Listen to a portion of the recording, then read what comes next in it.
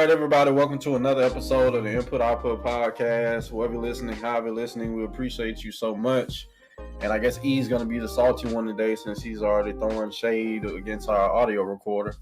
So he might be the one to pick up the slack today. But as always, we're here with the newly enraged salty MC Amazing and the flow himself, Mr. Terance Flowers. How are you gentlemen doing today? Doing pretty good, man. I don't know where all that came from, but yeah, man, I'm feeling pretty salt free today. I don't know, man, but who knows how I'll be by the end, depending on what Craig does. But yeah, it's good to be back for yet another episode of Input Output. As always, it's great to come and chat it up with you guys about various fighting game topics because we love them most so very much. As always, it's great to just just get here and spend some time with your friends, just shooting the breeze randomly about like things that we all know and love. Anyway, I'm not going to hold up the train any longer. I'm gonna go ahead and pass it off to our boy, Mr. T.O. the Flow. What's going on, man?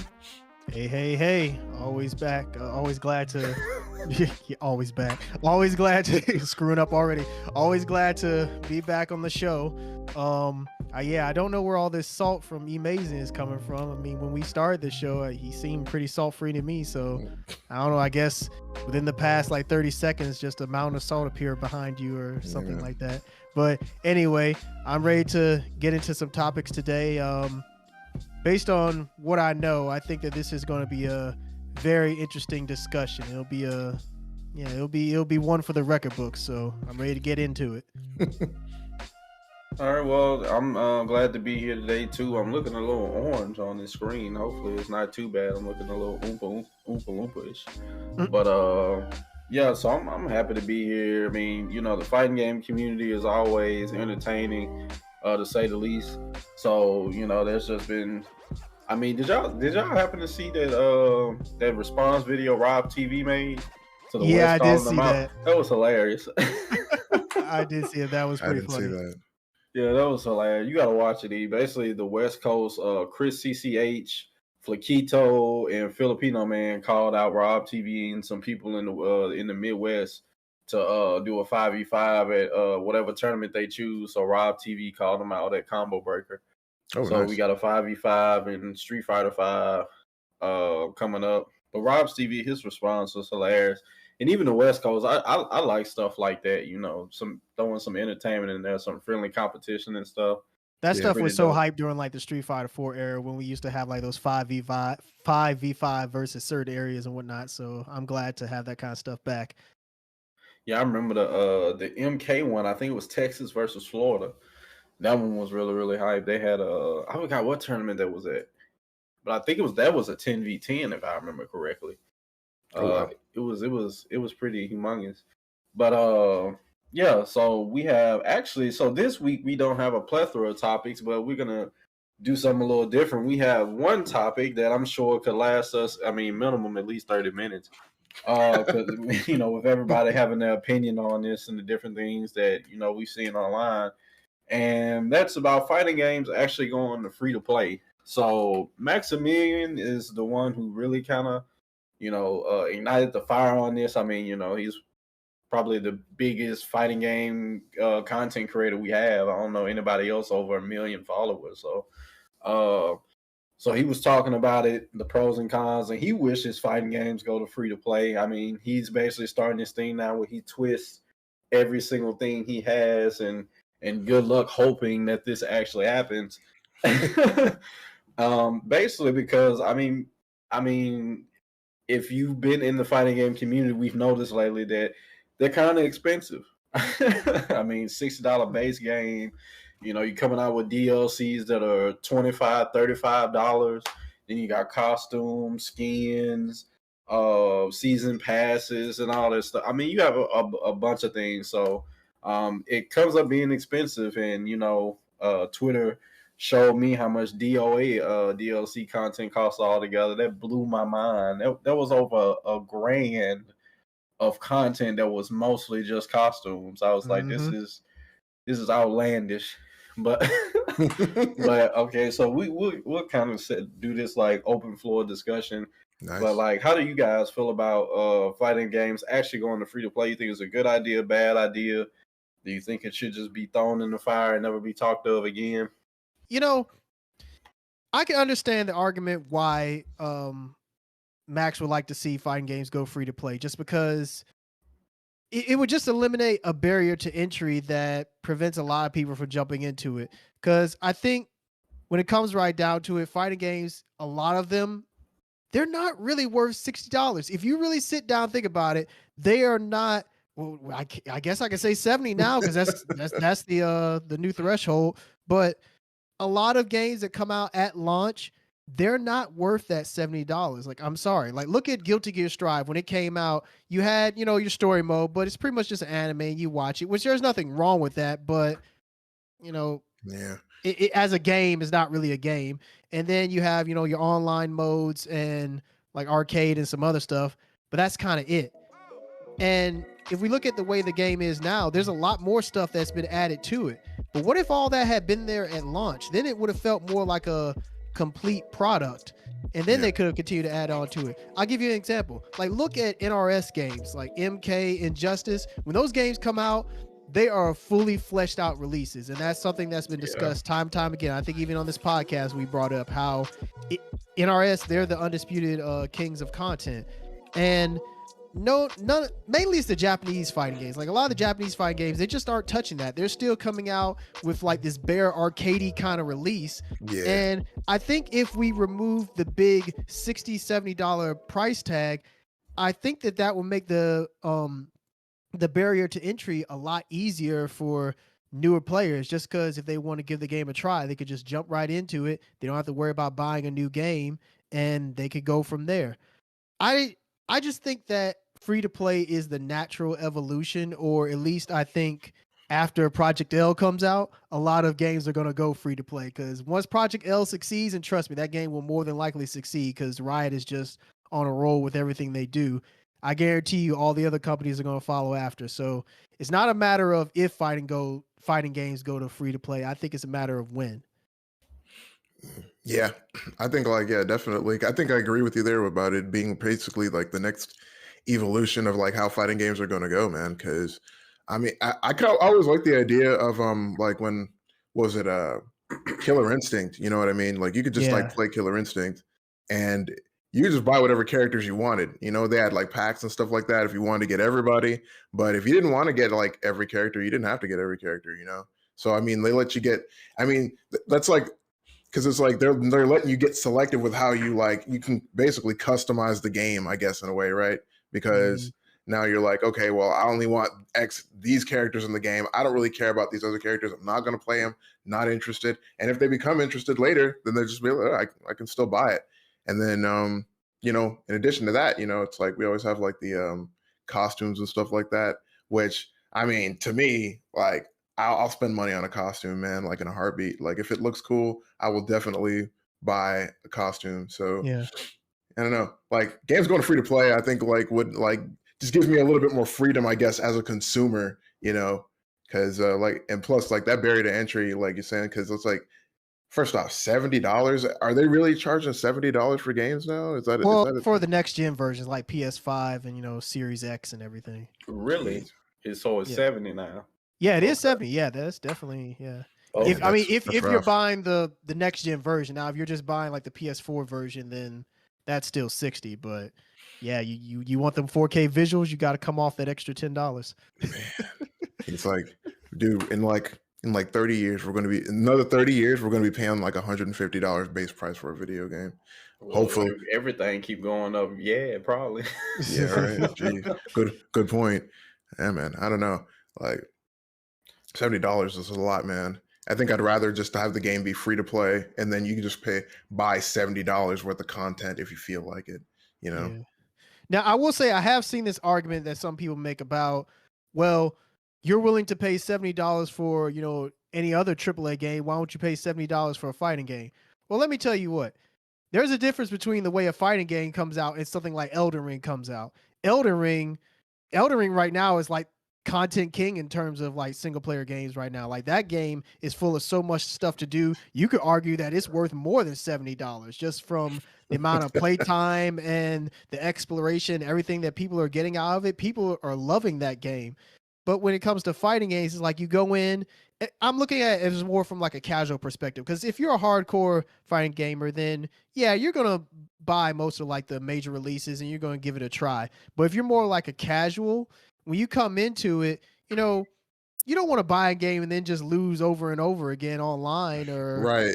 play through the arcade mode and it's like, well, that was fun for like all 20 minutes. What else is there? And you look at the rest of the game, it's like, wow, outside of online arcade and like maybe a bare bone story mode, there's nothing else for me to do. It's like, Right. I guess I'll go on to something else. And I can tell you that's how a lot of casuals are. I mean, and that's the nature of a lot of games, is that people will buy them, they'll pick them up, and they'll play it for a little bit. If it's not for them, then they'll toss it to the side. Sure.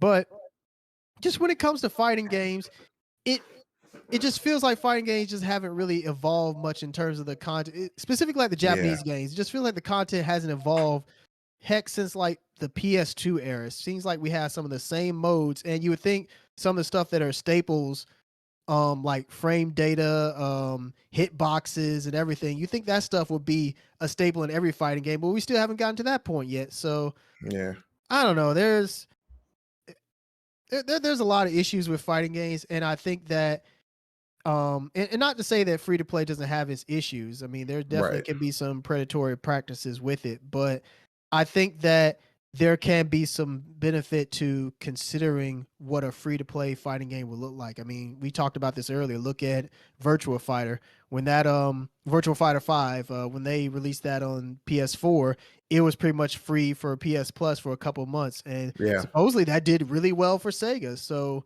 who knows? Maybe the next direction for Virtua Fighter is the next game they do will be free to play. And, they just charge for costumes and all the other stuff. And people will say, well, that's just going to make the game more expensive. If it's free to play, all the other stuff is going to go up. I mean, everything else is already expensive. You're already paying for stages. You're already paying for season passes. We have to pay for colors, for goodness sake. So, I mean, we're already paying too much. Yeah, exactly. For me, I'm kind of like in between. I'm kind of at a point like whichever one we at, it kind of really don't matter. I mean, I can get wanting to go to free to play. Well, you guys talking about like the barrier of entry. Hey, the game's free. Just go in there and try it. You got nothing to lose. That could really help more people come into it. Because I will say, going into the unknown and just saying I'm gonna pay $60, now coming up $70 to go do something that I don't even know if I'm gonna like. Right. It's something that's a steep investment. Not everybody's Evan Mays that could just spend $70 and just be like, it ain't nothing. It's whatever. But on the other end, when it comes to other games like, RPGs and all this other stuff, like we talking about Elden Ring, I feel like the content, the story, the adventures, and the things and stuff that you can go on is the main attraction of the game. Yeah. But when it comes to fighting games, that's not necessarily the case. Like, yes, we have the stories and all that other stuff. We can show you how the characters interact. It'd be great to have like that cinematic story mode, like an MK and stuff like that. But really, at the end of the day, that's not what's supposed to last you the life of the game. Game comes out and something like Elden Ring comes out. Elden Ring right now is like content king in terms of like single player games right now. Like that game is full of so much stuff to do. You could argue that it's worth more than $70 just from the amount of playtime and the exploration, everything that people are getting out of it. People are loving that game. But when it comes to fighting games, it's like you go in. I'm looking at it as more from like a casual perspective, because if you're a hardcore fighting gamer, then yeah, you're gonna buy most of like the major releases and you're gonna give it a try. But if you're more like a casual, when you come into it, you don't want to buy a game and then just lose over and over again online, or play through the arcade mode and it's like, well, that was fun for like all 20 minutes. What else is there? And you look at the rest of the game, it's like, wow, outside of online arcade and like maybe a bare bone story mode, there's nothing else for me to do. It's like, I guess I'll go on to something else. And I can tell you that's how a lot of casuals are. I mean, and that's the nature of a lot of. You buy it. You don't have to buy it. That's just extra if you just want to. That's nothing that you necessarily need to. And this goes to a question that I had about one thing that E said. He was talking about Killer Instinct, and you only pay for the characters that you want. Well, in fighting games, like if you really want to be into it and studying and stuff like that, you basically have to really buy all the characters so you can know the matchups and study the matchups, and stuff like that. Unless you just have a buddy that you will meet online randomly and he bought it and you hadn't, and he'll teach you stuff all the time. But a lot of times, I mean, people not available for that. You probably gonna need to figure it out yourself. Get that interaction yourself and stuff like that. So don't y'all feel like that? Like with free to play, that could be one thing that hurts fighting games. That because if you want to be the best, like if it's 30 characters in the game, and you really trying to go to tournaments and stuff like that, you gonna have to buy all 30 for to really know the matchups and stuff like that.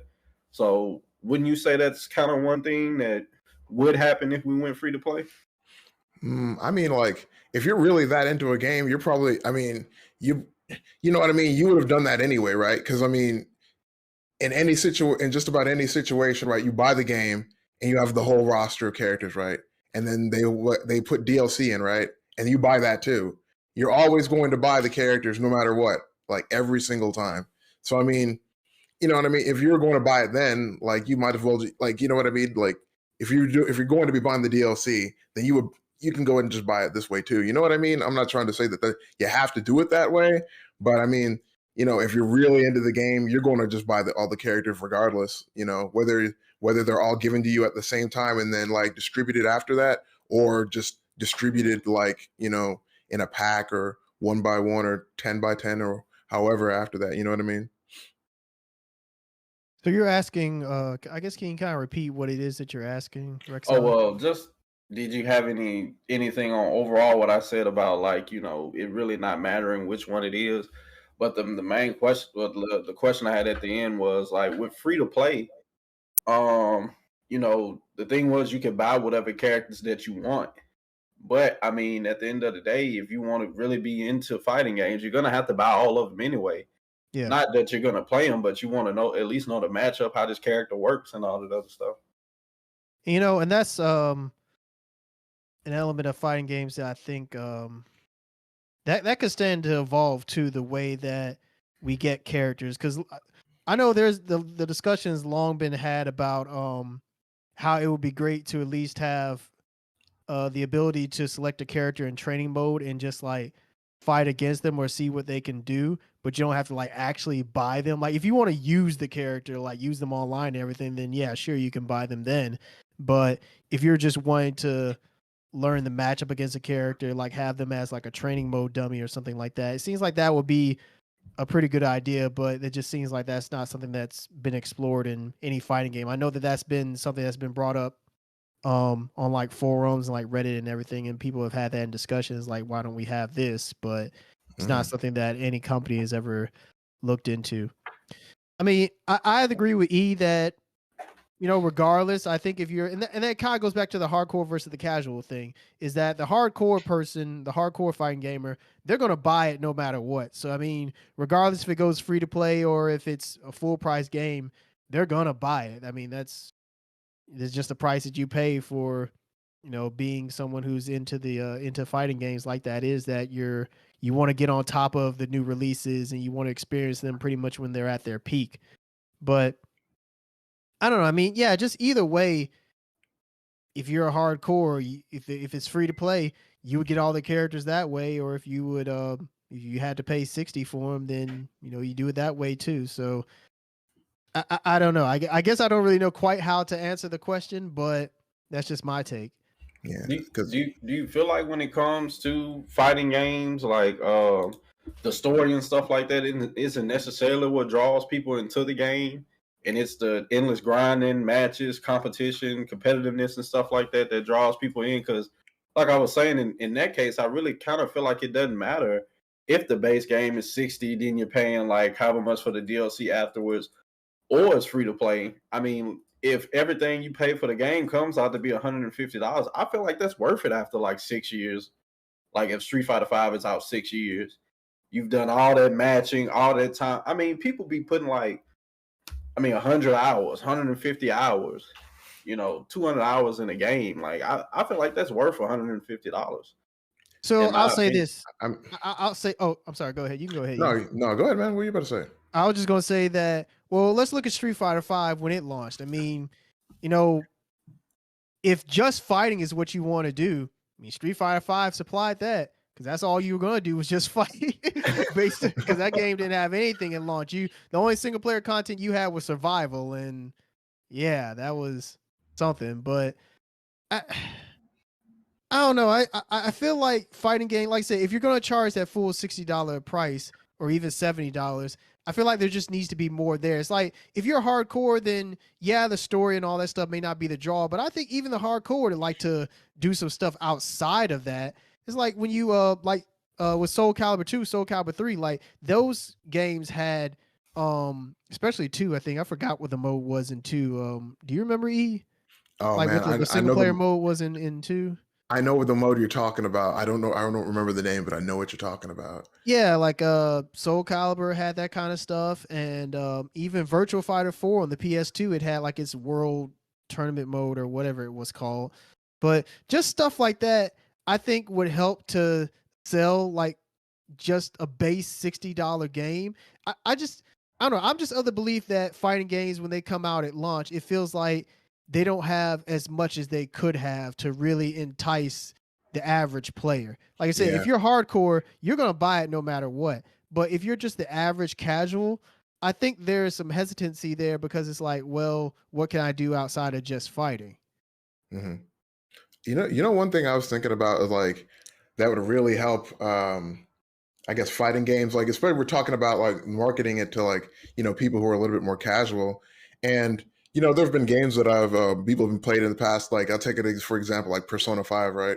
Like there have been a lot of Persona games before Persona 5, but there are a lot of people who stepped out of their norm and bought Persona 5, played it, and loved it. And Yeah. the reason why they liked it so much, they even gave it a chance, was because of the music, right? And I feel like a lot of fighting games have a lot of really cool music in them, and they don't really, they don't really showcase that as like part of the package. You know what I mean? Like if you think about an RPG, you think about, oh man, like it had a really great art, it had the characters were really cool, the writing was good, and the music was phenomenal, right? Like you always factor that in. But I feel like that's not something that's really talked about in fighting games as often. We kind of talk about it, and then but it's like every once in a while. But I don't think it's really focused on that much as like a draw point for like people to actually come and like enjoy your game. You know what I mean? Like, yeah, unless it's Smash. Yeah, unless it's Smash. Yeah, because I mean, Smash highlighted its music plenty of times. So I mean, heck, they even gave you tracks with each character that came in the season pass. So. Mm-hmm. Yeah, I mean, shoot, Street Fighter Third Strike is, even though I've been hearing a lot of people say they think the game is overrated, but when it comes to like the soundtrack, I will say, and y'all can correct me if I'm wrong, but I feel like that's one of the most standout soundtracks that I can remember. But I don't really feel like them pushing that music, like Capcom making it an effort to say like, we have great music in this game. Make sure y'all enjoy and explore and listen to the music. That really wasn't one of their selling points, huh? Yeah, well, I mean, good music is in fighting It's just games. I guess is like more so part of the expected. experience. Like you hear it and be like, "Ooh, that goes along with it well," more than it's just kind of like pushed out there to make sure, like you make sure, like we're wanting you to know that the music is part of the experience. Well, I think a game that kind of highlights his music, like fighting game wise, is Killer Instinct, because you have like behind the scenes stuff showing Mick Gordon putting the soundtrack together, and like musically, KI is on another level in my opinion from all other fighting games. So, I mean, it's well deserved in that regard. Oh yeah, like they're like yeah, definitely like the music like is like definitely stand out in like Killer Instinct for sure. Yeah. But it's like but I don't know. Like sometimes when I think about like fighting games, I don't necessarily music isn't one of the things that like comes to my mind, immediately. I mean, there are people who knew about Persona and were interested just because of the music. You know what I mean? Mm-hmm. Like I'm like, and it's not even like there aren't like some really stellar tracks in like almost every fighting game you've ever played. Like there are some tracks that you can just think of right now to say, what's your favorite fighting game track? You can think of like 5, maybe even 10 right off the bat of the tracks that you just be like, yeah, man, like that's a good one. If I were a character, that would be my theme, that kind of thing. So, Yeah. I don't know, like, I don't really, when I think of like Persona, I'm like, yeah, that music was really good, but I'm not saying that it should necessarily eclipse everything else, but it's definitely something like where, like, at least if we're going to promote fighting games or something like that, that would be kind of cool to like be like, this is one of the selling points for like a fighting game, because like, yeah, we definitely need more stuff for people to do, man, in fighting games. And like the whole thing is like Rexon, I definitely agree with you. Like when you're talking about like fighting games and like I paid like $150, but then all the great experiences I got from like playing those $150, hanging out with people, learning the game, getting rivals, making new friends, like stepping outside of your shell and stuff like that. That's great. But what if that never happens for you? Like, what if you're somebody who like started playing the game and it was just like, wow, this was a waste of $60. You know what I mean? You just like you're never gonna play the game. You don't really care about the lore that much, and you're just like a casual player. At least if it's free to play, you can say, hey, I want to try out this one character, and then maybe decide whether or not I want to actually keep going with the game, because I think there's like a lot of like feelings of bitterness sometimes if you feel like you're not quite making the progress you want to in a fighting game. Like me, sometimes I can be like really hard on myself, right, when I'm trying to like learn a fighting game. And it's like, oh man, I can't believe it, man. I'm gonna quit the game. I'm tired of playing this game. But then like, you keep playing anyway, right? But like there's some people who just quit the game and they just don't go back, so maybe for those people who like don't want to make like that kind of crazy investment into something, like we were saying before, that you don't know if you're gonna like, I think that's a pretty good way to go. Now, go ahead. Well, I was just gonna say that. Now, with all this free to play talk, I will say that there have been some kind of janky attempts at free to play that a lot of the main fighting games have done. I know Tekken had Tekken Revolution back on the PS3. That was free to play. I think it had its issues. I really didn't play much of it because, I mean, Tekken Tag 2, I think, was out at that time, wasn't it? Was it Tekken 6? One of them was out. 6. Yeah, one of them was out at that time. I think more people were just naturally drawn to. I guess that was the weird part about it, is that Tekken 6 or Tekken Tag Tournament 2 were already out, and to release this free-to-play Tekken, it felt weird just because it wasn't a main game. It kind of felt like it was just this side version of what was already out there.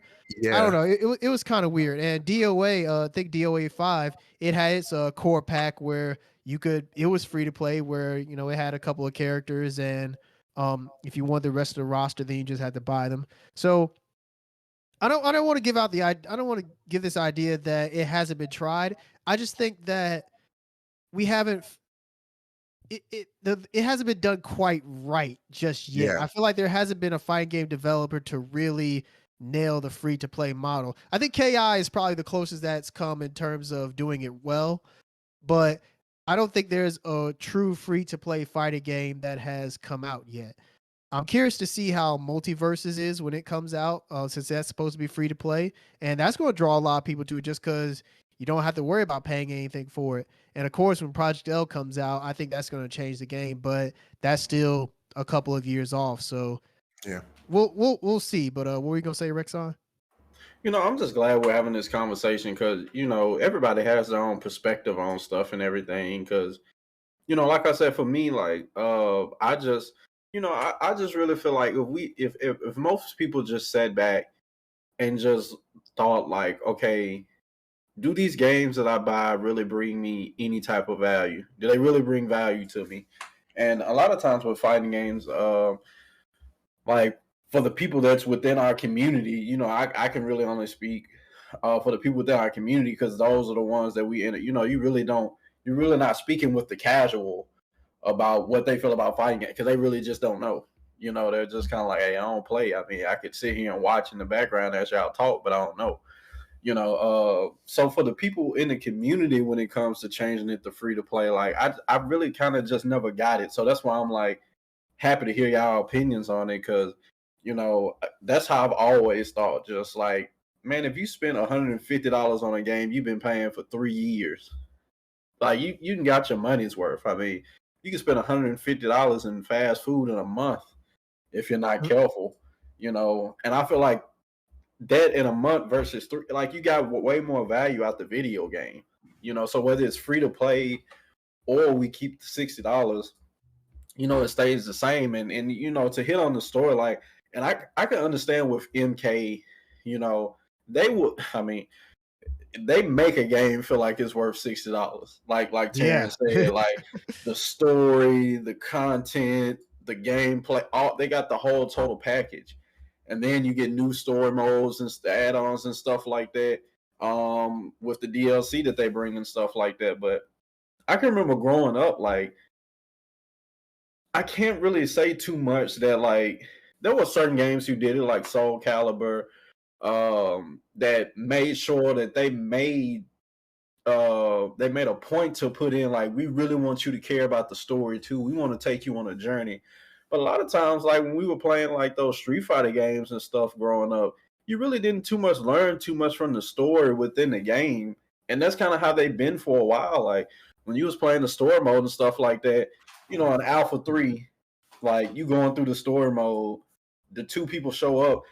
Most times the only time they really got some like deep interaction if they were people who were linked in the story somehow. But then it was on like 4 lines, and then you're on to the next battle. You really had to go like in the manual and stuff back then. If some of y'all old enough to remember that, and go and look in the manual and read up on their background and stuff like that. It was never really in the game, So that was something that you just kind of got used to. Like some fighting games make sure they put the story in. Some really kind of just focus more on the fighting. But at the end of the day, like in a fighting game, we're here to fight.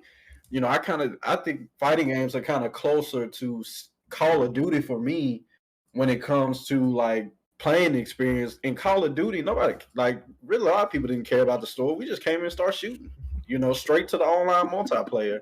And I feel like that's what, not saying that they should do that with fighting games, but I feel like it's closer to, that than like you would in an RPG or something like that. Like I really got to know the story. I got to know how this connect. I got to know your background. I got to know this. I got to know that. I'm also focused on the fighting.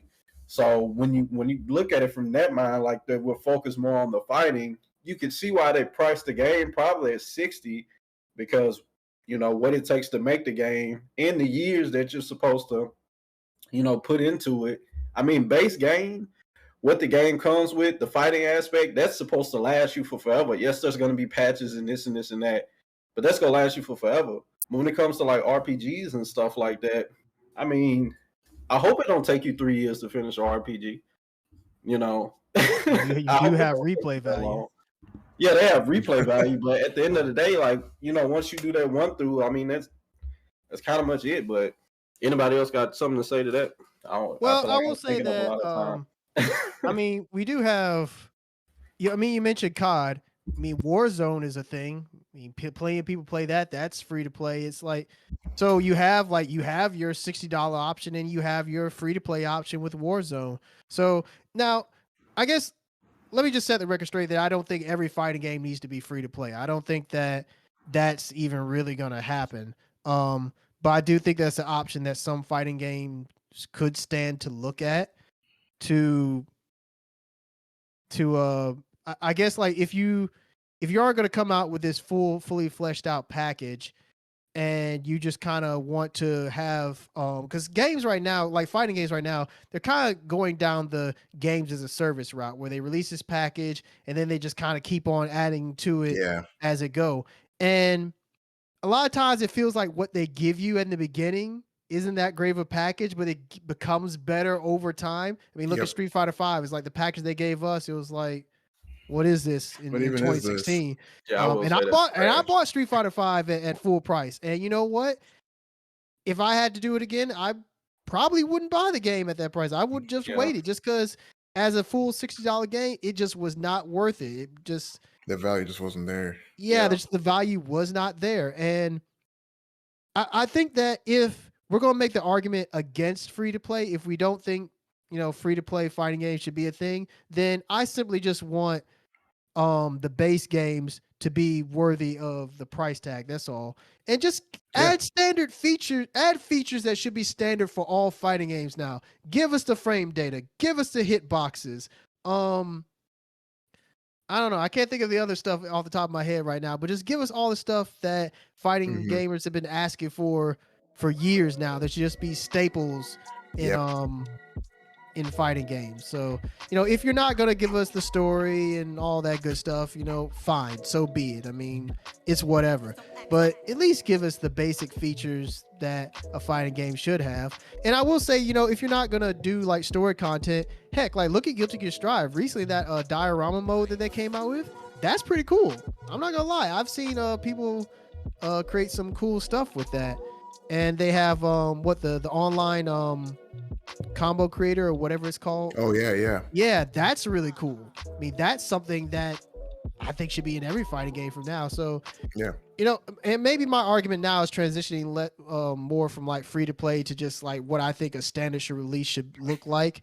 And yeah, I think that if we're not going to have free to play fighting games and we're going to charge full price for them, at least let the game when it comes out be worthy of that price tag. And then you could add stuff to it later. And the argument of is it worth like that 160 or so odd that you end up paying in the long run over the course of 6 years? I mean, if you stick with the game, then at that point, if you're enjoying the game and you're sticking with it over the course of that many years, then it's worth it to buy like the season pass after season pass and whatever else that they release for it. But if we're just talking about just the game by itself, then I just think that the base product should be fully fleshed out from the get-go, and then we'll worry about the other stuff later.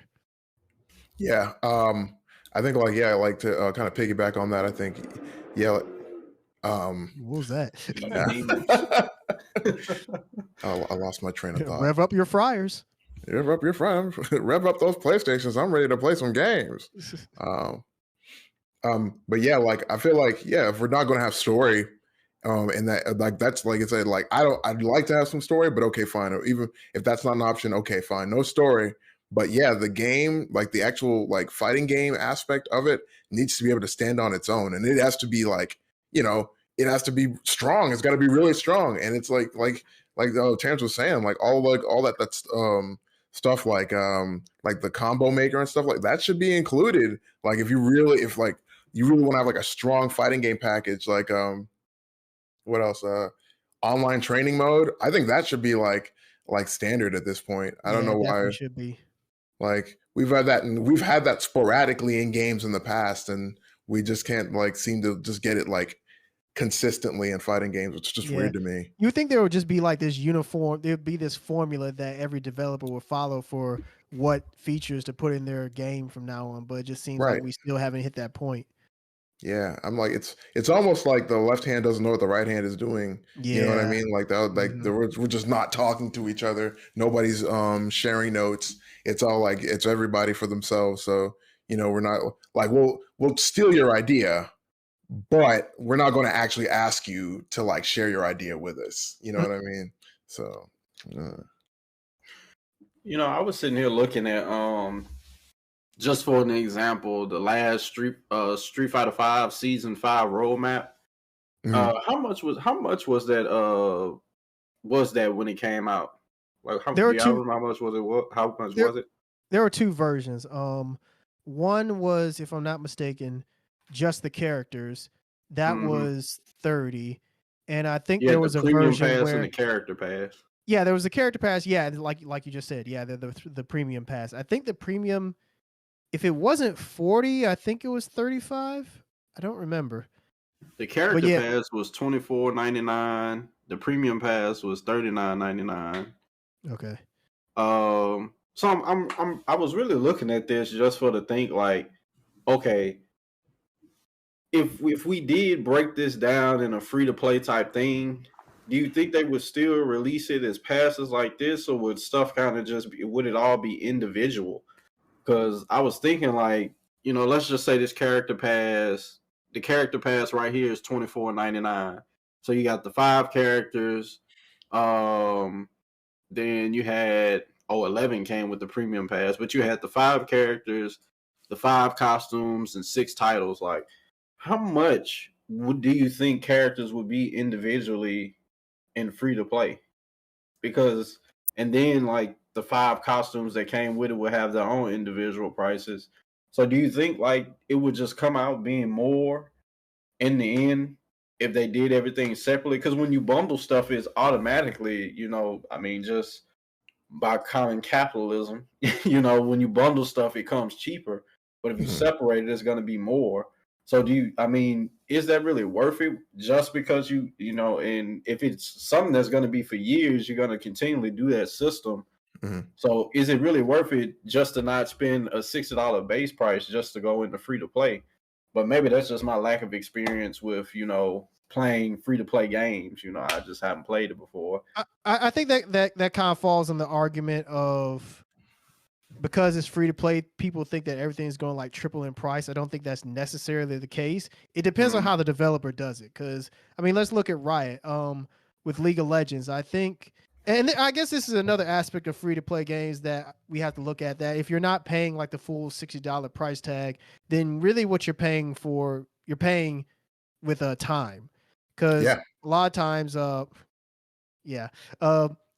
in cases like with free to play games, you're usually using time to like grind it out to get the characters and whatnot. Instead of having to pay for them, you're getting them free. And it really depends on how the developer goes around. I don't think there's quite a straight answer to that question. It just depends on what they choose to do. Because there can be very predatory practices with, you have to, let's look at Street Fighter V. In the beginning, Street Fighter V had the whole fight money system, which Street Fighter V is an interesting case because it feels like a game that was kind of designed to be free to play, but they wanted to charge $60 for it anyway. Yeah. Because with the whole fight money thing, that makes it where you get the characters for free, which is like a free to play thing. But then as the season slowly went on, as they kind of started being tight-fisted with the fight money. Yeah, it was getting very hard to grind it out and make enough money to buy characters like that. And if you were able to buy them, you had to play the game a lot to do that. And I don't think that necessarily means that the prices of characters are going to increase, but it just depends on how the developers choose to do it. Yeah. I think when like, I think this kind of ties back into the fact, like, thinking about how, when like, we're talking about how hardcore gamers are going to pay no matter what, like they're just going, like, if you're a hardcore gamer, because like, and even like in the basic sense, if you're just really enjoying a game, you know what I mean? Like they could do that, right? Like they could easily just be like, hey, we're just going to have to increase the price of like, characters. Although, do you put it past Capcom? I would definitely, if like they were to do something like that, I'd be like, yeah, well, it's Capcom, but I don't know, like when I'm playing a game, like, and like there's a thing I want to buy, and I'm looking at it, and I'm really enjoying the game that I'm playing. I'll do whatever. Most often, I'll do whatever mental gymnastics that I got to do in order to convince myself that it's a good idea to buy that thing. Like that's just the way it is. Like I'll just be like, oh, okay, let's see. I've been playing this game for X amount of hours. So like we're talking about like $60 base price, right? And it's a free to play game. So if I'm playing a game and I feel like a full price game is $60 normally, and I'm playing a free to play game and I'm putting in a whole lot of hours and I haven't paid for anything. If I've put in maybe like 100 hours or so, then I'm going to be like, you know what? I've put in 100 hours into this game. I feel like I can feel good about spending $60 on this game at that point, Mm-hmm. So like if there's a character and it says like, oh yeah, well this character is like $8. Like this is a character for like $8. And I'm like, and I'm already playing the game and I'm really enjoying it. I'm going to justify paying $8. Somehow in my brain, I'm going to justify doing it. And that's just, so the price might go up, but regardless, if you're really enjoying the game, you're going to pay that price anyway. But If you're not, I would recommend just finding another game. And then sometimes, I know we talked about like paying like maybe like 160 or some arbitrary price over the course of years. I mean, look, some games now, in just 1 year, you're paying like $100 plus just to play. Look at Grand Blue. When it came out, just within the first year that it was out, you had the base game 60. You had the season 1 pass 30. For You had the 30. season 2 pass 35. That's $125 you're paying for a game just within that 1 year. And I have fun with Grand Blue. I played a lot of it, but that just still feels like, I don't know, like there's Strong arm robbery. yeah, it just feels like it has at least something to be desired. That's all I'll say, especially Yeah. Considering that they charge you for stages too. Stages weren't included in the season pass. You had to buy those on their own. Colors, you had to buy those on their own. So, you know, that's not even a free to play game. So they're already charging you out the wazoo for stuff. So it really just depends on how each developer chooses to go about it. Cause yeah, even with these $60 games, they are price gouging you for stuff. Yep. Yeah, you know, Grand Blue and Nintendo. Like, one thing about them, like, it don't matter if it's if the game's 15 years old, you go pay full price. I can remember going in Walmarts and being like, man, ain't Smash been out for like forever now? Yeah. And this mess ain't went down from $49.99 yet. That's just Nintendo. Their games are Yeah, like man. that. They just keep their market value for whatever reason. Yeah, so I will say, like, when it comes to like fighting game, like Grand Blue and stuff like that, come on, like y'all had to do a better job with sales, man. That's ridiculous. Like, everybody else and their mom just giving incentives to like, come on, play a game, we give you this sale, we give you this bundle, we'll cut this in half, we'll cut you this deal. And Grand Blue, like, our prices are our prices. We the top Deal tier with it. echelon of Yeah. fighting games. You know, we the Lamborghini of fighting games. So, you know, you just go pay the full price. Like, that's outrageous. You know, I feel like even if you are gonna gonna keep that system of like $60, $70 base game, DLC is this, and it. Like, come on, you can cut deals, and I mean, it's been 5 months since your stuff been released. Like, you could do a sale, so that's just horrible. Yeah. You know, Yeah. I feel like that's something that people need to take lessons of what not to do. But you know, I really think the only free to play game, I played League of Legends a little bit, realized I was trashed out. But I think the most free to play game I think I've ever had experience with is like DC Universe. Like, I played that game nonstop for forever. I ain't gonna lie, I kind, looking back on it now, I kind of feel like I was just spoiled because I spent like months in that game playing everything for free. And then it got to a point where I was like, man, these bosses have gotten extremely difficult. Like, they just killing me in like 3 hits. Like, it was never like this before. What's happening? Wow.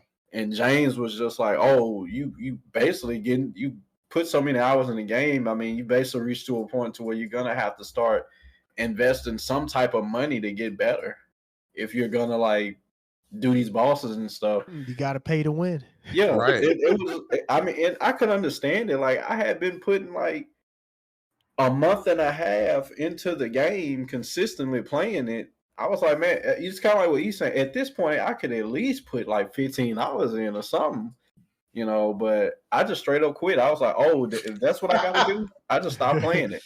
You know, just got what I could out of it for free and dip. I felt bad. I feel bad about it now, you know. But I do feel like free to play will help with that, because if I had the mind I had now, like, if I got into a game and I enjoyed it that much, then okay, yes, I'll gladly support your game. I'll gladly support it. Even if, let's just say, they do increase prices a little bit more, it's worth it to me then. So that's why I say I'm kind of like on, like, whether it's free to play or whether they stick with the base prices and stuff like that, and then, like, you know, the prices for the season passes or whatever. I feel like either one, it's worth it. You know, if you truly love it and you truly go invest in it, it's worth it. So, but I think at the end of the day, I will say this: like, the free to play does have an edge, in my opinion, to help new people get into it. Yeah. You know, shoot, it wasn't until like late when Street Fighter wasn't it late when Street Fighter 5 started doing a thing to where like, hey, for this month or this length of time, you could basically play Street Fighter 5 for free. You Yeah, know, they had they waited a periods with while for that. that. Yeah, Yeah. they had like I think maybe they started doing that maybe with season 2, maybe 3. Um, but yeah, they started doing. I will give Capcom their credit. Like they keep Street Fighter 5 on sale. Like you can usually find it at a good price. So, Yeah. they make the game at this point now. They make it. They make the game pretty easy to just pick it up in terms of the price. Like you're not paying out the wazoo for it. Yeah, I mean, you could really tell the way that was pushing Street Fighter 5, like they really needed that game to work, man. It had been too many L's. Too Yeah. many L's before this. So I mean, that's one thing I will say about Street Fighter 5. From where it was to where it is now, like you just gotta Oh give yeah, them definitely. a little Standing hand clap. ovation. Yeah, Yeah. like you guys really did a good job at resurrecting this. Mhm. But surprise, we're actually at the 51-minute mark, so it actually worked. The idea worked. So I think we can kind of basically inadvertently hit all the notes that I actually had. So does anybody else have anything else they want to say? I'll just say that, and I think I probably said this before. I'm just waiting to see what Project L and games like Multiverses do, because if they come out and the free to play model works for them, I think we will see more games kind of look into it or at least think about it, for maybe future titles. So, if right now it's kind of undetermined whether free to play really is the way for fighting games, but I'm curious to see what these upcoming releases will do, and that'll dictate the path forward. Yeah, I'm really looking forward to seeing how like how free to play is like implemented in fighting games going forward because yeah, man, it would I just think like yeah, it's definitely the way to go. Like you're saying before, like about like attracting new people, without like because nobody wants to like spend like $60 on something they're not sure they're going to enjoy. You know, it just doesn't. It like you can do it and you'll be like, okay, cool for a little bit, but then eventually you're going to be really mad. And then you'll think, man, I don't ever want to play fighting games ever again because of this one bad experience.